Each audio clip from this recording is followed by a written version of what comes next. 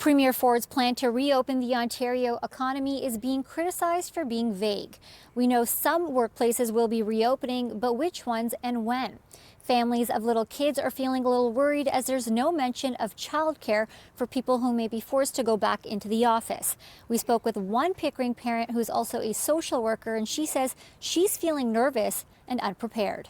When both of us have meetings happening, one of us takes the bedroom and the other one takes the basement office, which is challenging. And the house is loud, the kids are running around because they're excited and they're playing.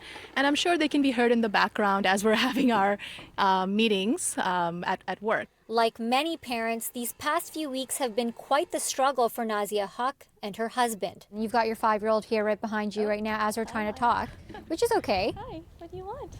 Can I say hi?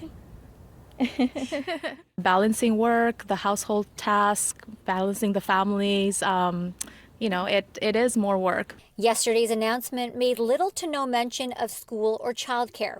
We know schools will remain closed until at least May 31st, as announced earlier by Education Minister Stephen Lecce. Private schools, First Nation schools, and licensed childcare centers will remain closed until May 6th under the extended state of emergency order. How does it feel being in a situation where you don't know when your daughter's going to go to school or when your son's going to go to preschool? It all kind of has to work together for parents to be able to go back to work in the community and then for them to go back to school. So I'm just wondering how that's all going to connect with each other. And even when they do allow for kids to go back to school, it's also thinking about whether or not we even feel comfortable as parents sending them back. And if we're at the same time obligated to return to work in the community. What do you wish was included in this announcement when it comes to parents and their children?